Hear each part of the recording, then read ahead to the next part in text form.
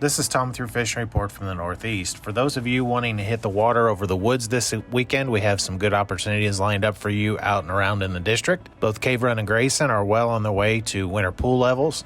Crappie are staging up and near standing timber in the upper ends of the lake.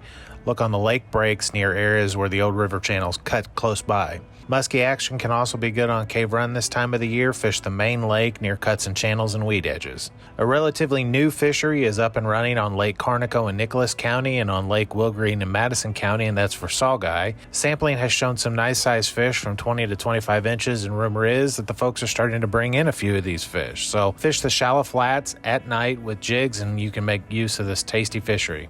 Other than that, we always have our fall trout fishery, and this is a great time to take advantage of that.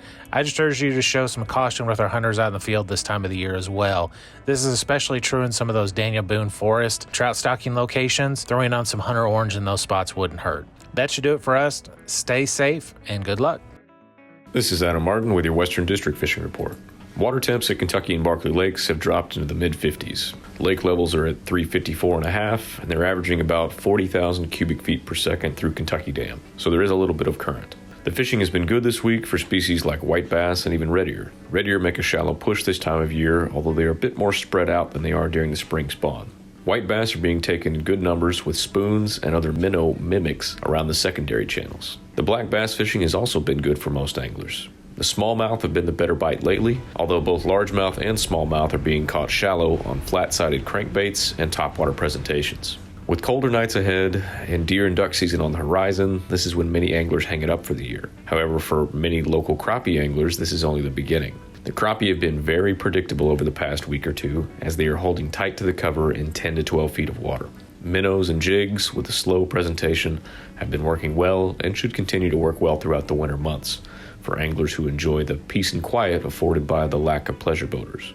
As always, if you decide to get on the water, stay safe and always wear your life jackets and kill switches. Good luck.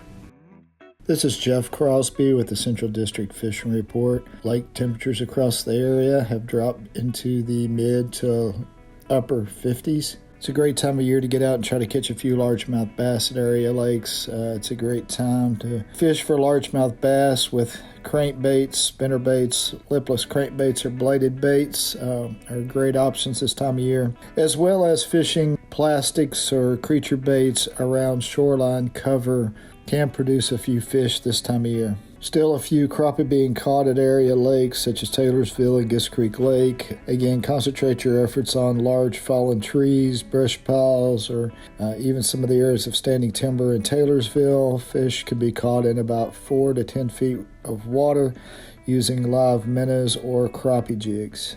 For those who enjoy small state-owned lakes for panfish, you can still try your luck for bluegill and red ear at lakes such as Corinth, Elmer, Beaver, at McNeely. Try redworms, night crawlers, waxworms, or mealworms to catch a few of these fish. They can generally be found offshore on brush piles this time of year. Several of our streams have been recently stocked with trout, big bone, Gunpowder, West Hickman, and Floyd's Fork are great options to catch a few trout this time of year. And finally, many of the Finns lakes have been recently stocked with channel catfish and will be stocked with trout this month. So check out the department's website at fw.ky.gov for a complete list of Finns lakes in your area and get out and try to catch a few of these fish today. So grab a pole, enjoy some great fall fishing, and I hope to see you on the water.